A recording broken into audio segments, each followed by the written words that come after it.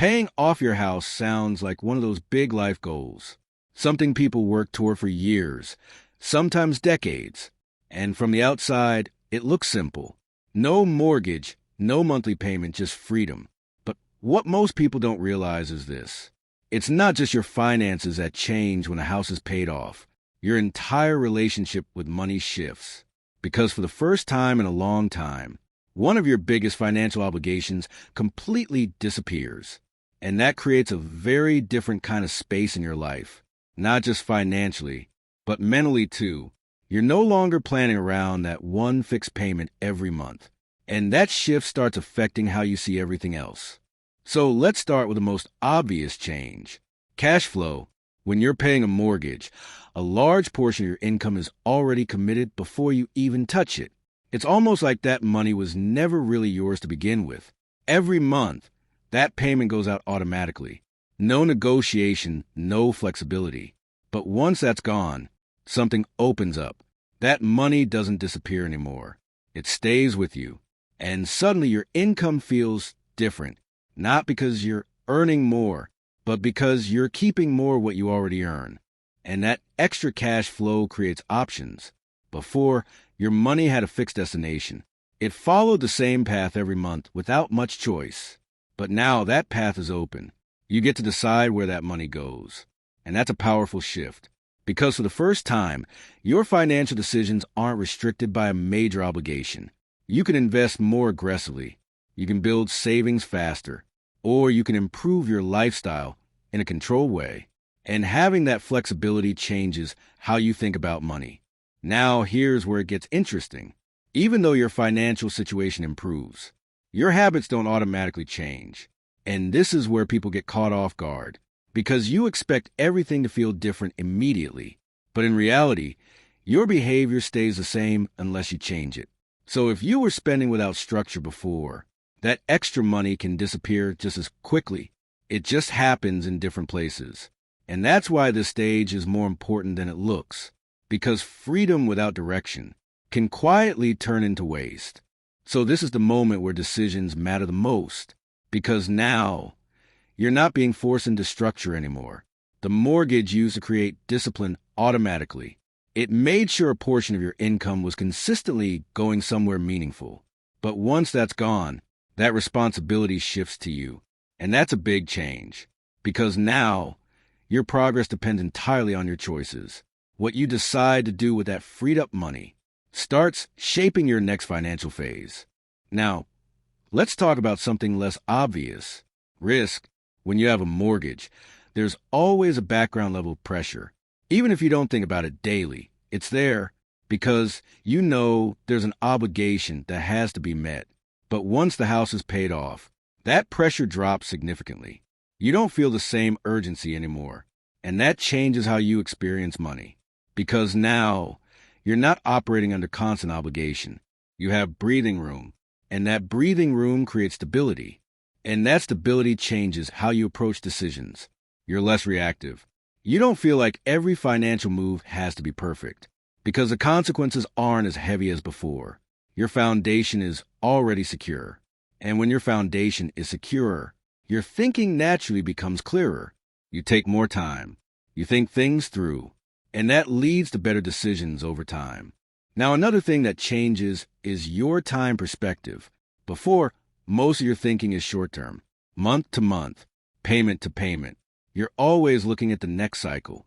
But once that mortgage disappears, that cycle breaks, and your thinking starts shifting forward, you begin to look at longer timelines.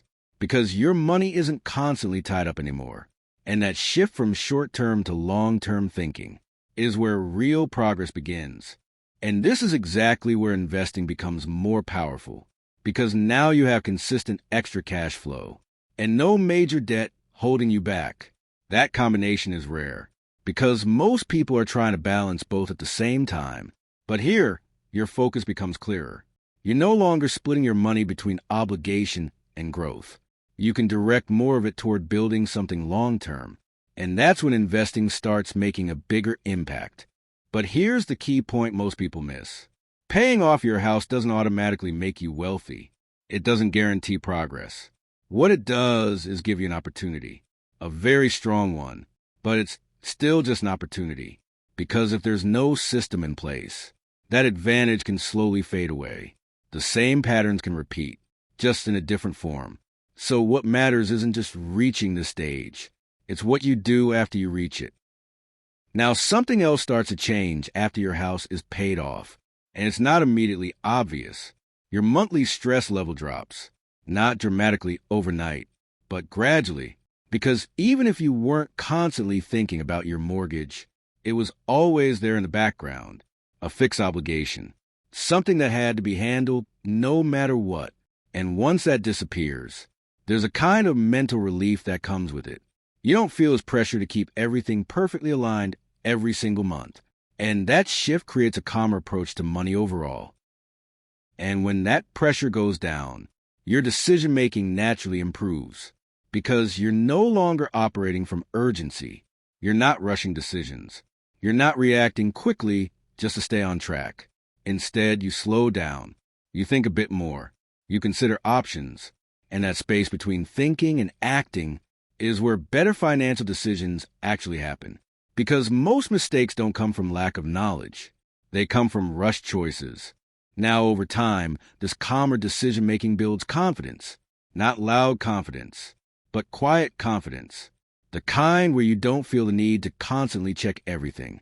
You're not worried about every small expense because you know your system is stable. And that stability makes a big difference because confidence with money doesn't come from having more. It comes from understanding what's happening. Another shift happens in how you see risk. Before, taking risks might have felt uncomfortable because you had obligations to protect. You couldn't afford to make mistakes easily. But now, that pressure is reduced. And that changes how you approach opportunities. You're still careful, but you're not restricted in the same way. You can think more strategically instead of defensively. Now, this doesn't mean you suddenly start taking big risks. It just means your mindset changes. You move from protection mode to growth mode. Before, the focus was on maintaining stability. Now, the focus shifts toward building something bigger. And that's a very important transition because wealth isn't built in protection mode. It's built when you start using your resources intentionally. At the same time, your expenses start looking different. Not necessarily smaller, but more intentional. You start noticing where your money goes. You question things more, not in a stressful way, but in a thoughtful way, because now every dollar has more flexibility, and that makes you more aware of how you use it. And that awareness creates better habits over time. Not instantly, but gradually. You start adjusting small things, cutting what doesn't matter, improving what does. And those small adjustments, when repeated, start building noticeable results. Now here's something interesting. When your house is paid off, you also become more resilient because your financial baseline is stronger. Even if something unexpected happens, your system doesn't collapse easily. And that resilience gives you confidence to handle uncertainty better. And over time, the stability, confidence, and flexibility all start working together. You're not just managing money anymore. You're directing it. You're making decisions with intention. And that's when your financial life starts feeling more controlled. Not perfect, but clearly structured. And this is really where the shift becomes visible. Because now, your money isn't tied down anymore. It's moving with purpose. It's working for you, instead of just being used up every month. And that's the real change after paying off your house. Not just freedom from payments, but the ability to actually build something with what you have. Now, at this stage, something subtle starts happening in the background. You stop thinking of money as something you constantly have to manage tightly.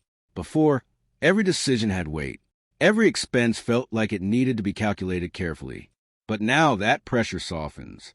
You still think about money, but it doesn't feel heavy anymore. It feels manageable. And that change affects how you behave. Because when money feels manageable, you stop avoiding it and you start understanding it. And when money starts feeling manageable, you naturally become more consistent. Not because you're forcing discipline, but because things are easier to follow. Before, It might have felt like you needed effort just to stay on track.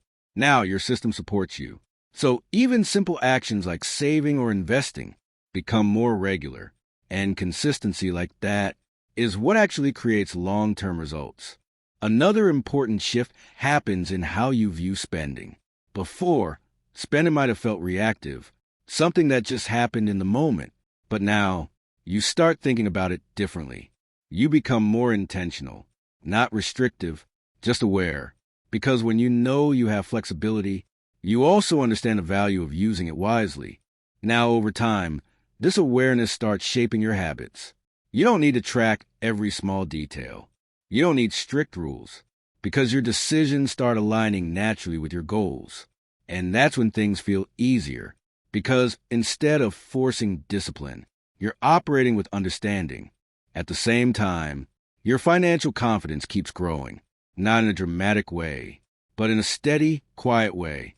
You trust your system. You trust your decisions. And that removes a lot of hesitation, because you're no longer guessing what to do next. You already know your direction. Now, this is where things start becoming powerful, because once confidence and consistency come together, progress speeds up, not because you're doing more, but because everything is aligned. Your money, your habits, your decisions, all moving in the same direction. And when that happens, results become more noticeable. And over time, that momentum builds. Not suddenly, but steadily. You start seeing results that feel real, not small changes, but meaningful progress. And that's when everything starts connecting, because now you can clearly see how your system is working. Now, when you zoom out and look at the bigger picture, you realize something important. Paying off your house wasn't a final goal. It was a turning point, a moment where your financial direction could change completely. And what came after that is what really defined your progress. Because at the end of the day, this isn't just about removing a payment. It's about what that removal allows you to do. It gives you control. It gives you flexibility. It gives you opportunity. But those things only matter if you actually use them properly. So if you step back and look at everything together, the real change after paying off your house isn't just financial. It's behavioral. It's structural. It's the shift from obligation to control. Because before, your money had a fixed direction. Now you decide that direction. And that's a big difference. Because once you start directing your money intentionally, everything becomes clearer. Your decisions improve. Your confidence grows. And your progress becomes consistent. Not fast, not perfect, but steady. And in the long run, that steady progress is what actually builds something meaningful. Now, before we completely wrap this up, there's one thing we really need to talk about, because this is where a lot of people quietly make a mistake, and they don't even realize it, and it happens right after they pay off their house. At that point, everything feels like a win. You've removed one of the biggest financial burdens in your life. You've done what most people are still working toward, and naturally, you feel like you've made it, and that feeling is completely valid. But here's the part that most people don't think about. That moment, right after the house is paid off, is not the finish line. It's actually a transition point. And how you handle that transition determines whether your financial life moves forward or quietly stays the same. Because what tends to happen is this. For years, your money followed a fixed structure. Income came in, mortgage went out, everything else adjusted around that. That structure existed whether you thought about it or not. But once that mortgage disappears, that structure disappears with it. And suddenly, you're left with more freedom than you've had in a long time. Now that sounds like a good thing, and it is. But freedom without direction can easily turn into drift. And drift is dangerous because it doesn't feel like a mistake. It feels normal. What people often do at this stage is they slowly absorb that extra money into their lifestyle.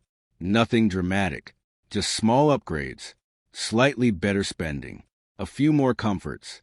And over time, that freedom gets used up without building anything meaningful.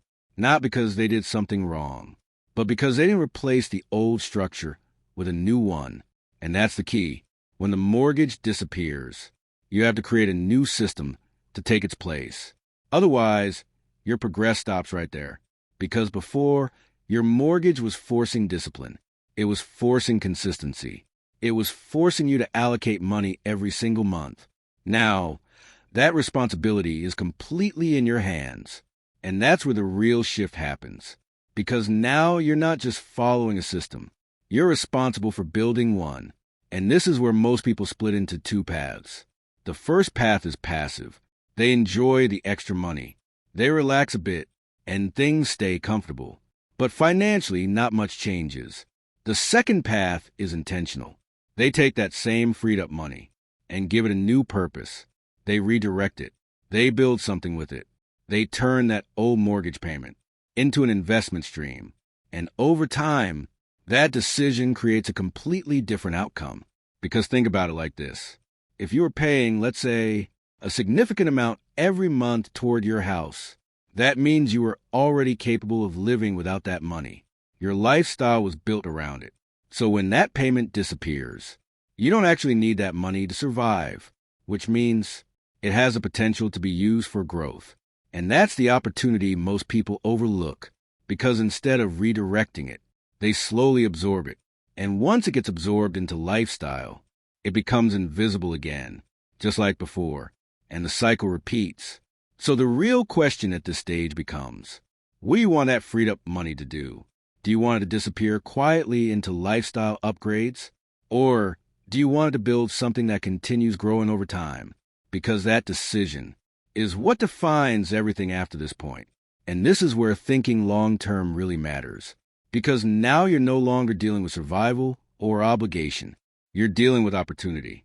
And opportunity requires intention. It doesn't work automatically. It needs direction. So one of the smartest things you can do after paying off your house is to treat that old mortgage payment like it still exists. But instead of sending it to a lender, you send it toward your future. You invest it. You build with it. You grow it. And over time, that creates something far more powerful than just owning a house. It creates a system that continues working for you. Because owning your house gives you stability. But what you do after that is what creates growth. And those are two very different things. Stability protects you. Growth moves you forward. And ideally, you want both. And this is the part most people never get told. Paying off your house is not the end goal. It's the point where your financial life becomes more flexible, more open, more responsive to your decisions. And that means your decisions matter more than ever. Because now, you're not limited by obligation. You're guided by choice. And that's a powerful place to be if you use it correctly. So if you ever reach that stage, or if you're working toward it right now, just remember this. Don't let that freedom go to waste. Replace the old structure with a better one. Give your money direction. Because without direction, even the biggest financial wins can quietly turn into missed opportunities.